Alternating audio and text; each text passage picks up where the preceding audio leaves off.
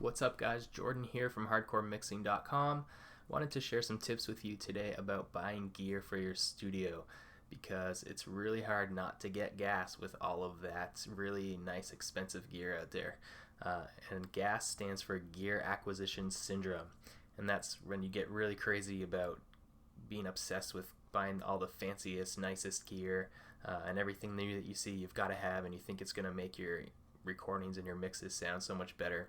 And that G.A.S syndrome, the gear acquisition syndrome, totally clouds your judgment and is gonna bury you in a bunch of debt with gear that you don't really need, and that's just gonna stress you out and kind of hurt your business in the long run. So whether you've got a small project studio or a home studio, or you're just starting out, you should be smart about how you're spending your money and steer clear of this gear acquisition trap. So here are my 5 tips for keeping it under control.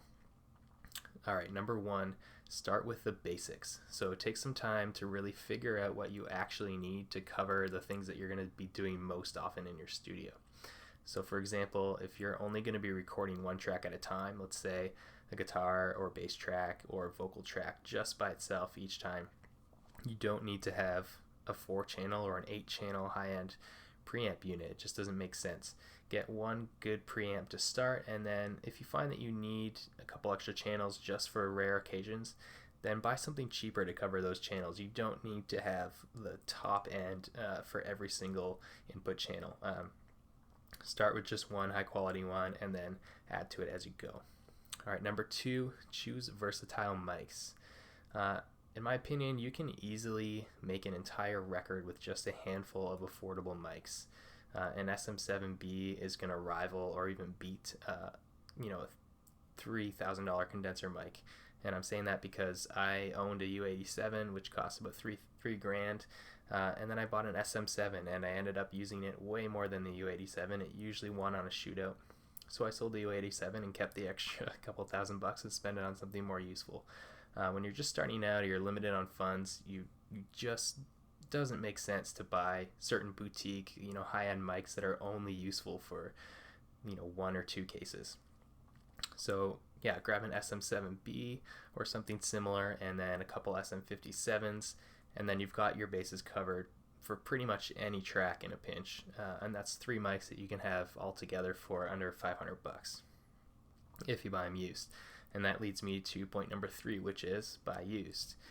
The market for used recording gear is huge.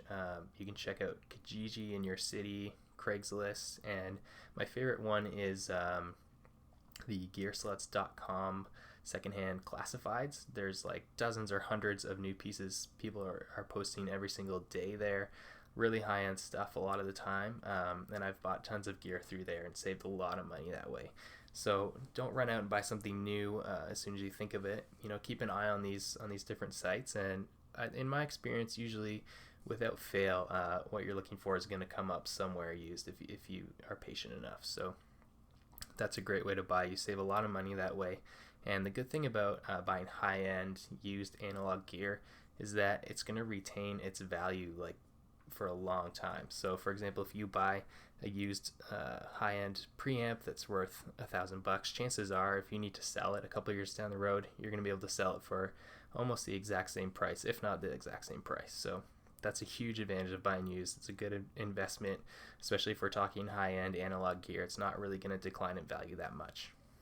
All right, number 4 is grow slowly. So once you cover your basics, use that gear until you really identify an area where a lack of gear is holding you back. So that means don't buy things to set you up for the future. Try to keep working with what you have and push it to its limits until it's really clear and really obvious that not having this X piece of gear is actually holding you back in your progress. So you have to be self-aware and kind of know when that point comes, but basically, if you ever have that impulse of, oh, I need this compressor, or I need this new mic, or I need this new preamp, make it a discipline to not buy it right away.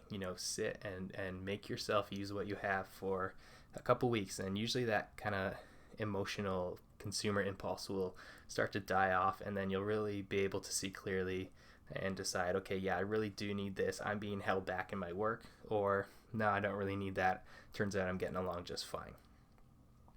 All right, number 5, the last tip is sell to upgrade. So don't get too attached to that hunk of metal and wires in your rack. Yeah, it's cool, it's fun, it's a nice piece of gear, but it really is just metal and wires and knobs. So, here's my tip is since if you're following my other tip of buying used, hopefully you've bought high quality stuff and you can sell it for about the same price when it's time to move up. So if something is collecting dust in your rack, then sell it, buy something more useful instead. For example, I sold a nice but unnecessary boutique 2-channel preamp for about $1,500 and replaced it with 8 channels of Sci-Tech preamps, which are really clean, nice preamps, but they cost a quarter of the amount of this 2-channel preamp. So I got 8 decent quality channels for the price of 2 really, really high quality boutique preamps that I wasn't really using that much. So that's a good way to move up in gears. Try to get rid of stuff that you're not really using and work it that way. One of the best tips in terms of buying and selling your stuff is to think of it as, let's say you have something to sell. So a mic that's worth $500 if you sold it, and you're trying to decide whether or not to sell it.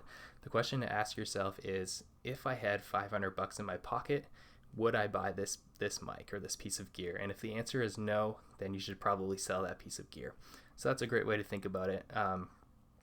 Yeah, so that's it, guys. Those are the 5 tips. Start with the basics. Choose versatile mics, versatile gear. Buy used. Grow slowly. Push yourself to the limits of what you've got before you buy new stuff. And then sell gear when it's time to upgrade. So hopefully that will help you guys build some more solid businesses and eliminate that stress, so you can just focus on making good music. So if you're watching this video anywhere other than my website, check out hardcoremixing.com. Got lots more videos and tips there for you guys, and leave me a like or a comment or a dislike if you want, whatever you think. It'd be great to hear back from you guys, and let me know if you want to hear more of this style stuff. All right, thanks.